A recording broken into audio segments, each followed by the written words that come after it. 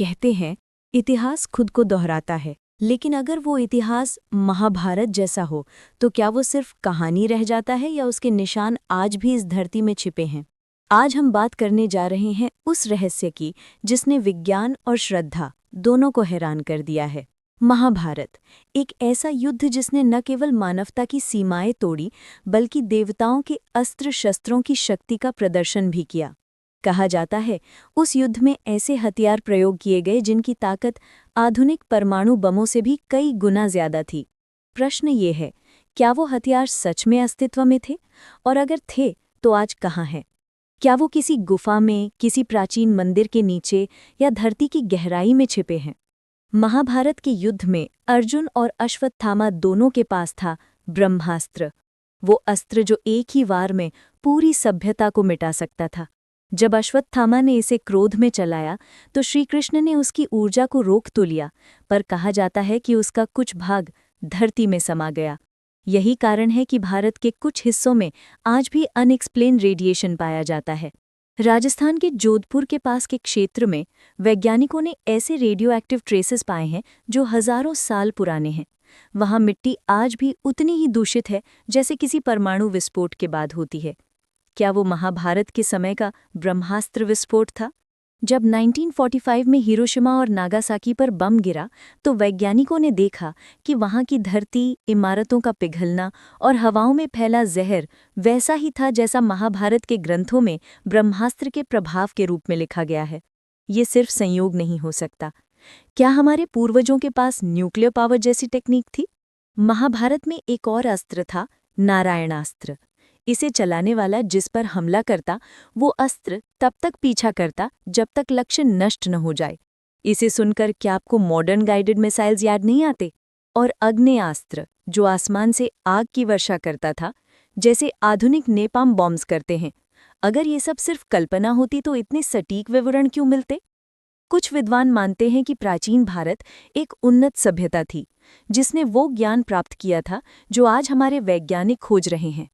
ऋषियों ने अपने ध्यान और योग बल से ऊर्जा नियंत्रण का जो तरीका खोजा वो शायद आधुनिक एटॉमिक एनर्जी के सिद्धांत से भी गहरा था।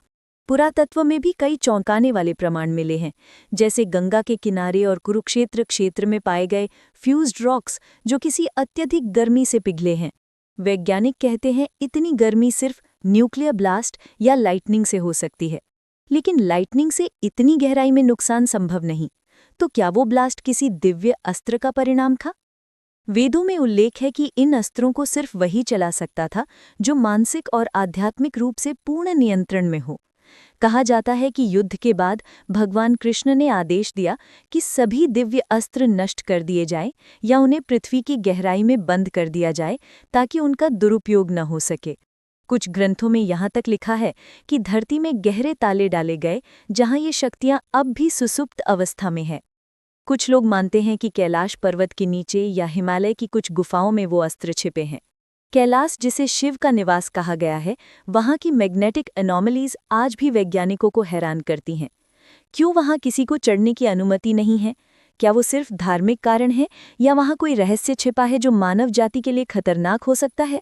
कुछ रिसर्चर्स का मानना है कि अगर ये अस्त्र दोबारा खोजे गए तो उनका एक्टिवेशन पृथ्वी के मैग्नेटिक फील्ड को भी प्रभावित कर सकता है। सोचिए, वो शक्ति जो देवताओं ने खुद छिपाई थी अगर फिर से सक्रिय हो गई तो क्या होगा? क्या संभव है कि महाभारत का युद्ध सिर्फ एक धार्मिक कथा नहीं बल्कि एक ऐतिहासिक रियलिटी थी और उसमें इस्तेमाल हुए अस्त्र शस्त्र एडवांस टेक्नोलॉजी के नमूने थे?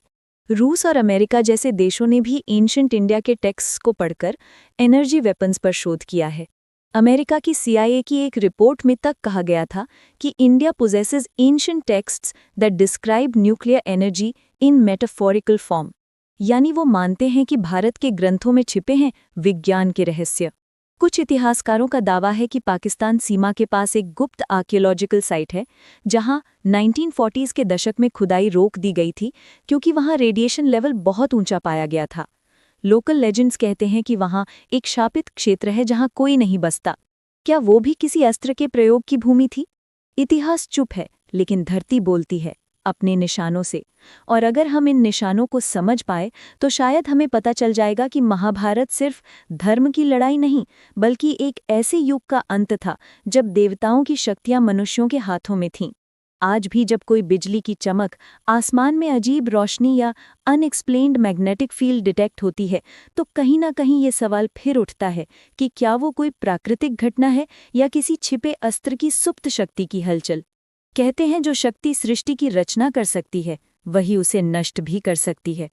शायद यही कारण है कि वेदों में चेतावनी दी गई थी कि जिसने ब्रह्म की शक्ति को भौतिक लाभ के लिए प्रयोग किया वही अंत का कारण बनेगा। तो क्या हम फिर उसी मोड़ पर खड़े हैं जहां से महाभारत शुरू हुआ था? कभी कभी लगता है वो हथियार कहीं बाहर नहीं, हमारे भीतर हैं, हमारे अहंकार, हमारे क्रोध और हमारे स्वार्थ के रूप में। और अगर मानव फिर वही गलती करता है तो शायद धरती फिर एक बार उस विनाशक शक्ति को जगा देगी जो हजारों साल से सो रही है। महाभारत के अस्त्रों का रहस्य आज भी अनसुलझा है, लेकिन एक बात तय है, वो सिर्फ इतिहास नहीं, एक चेतावनी है आने वाले समय की।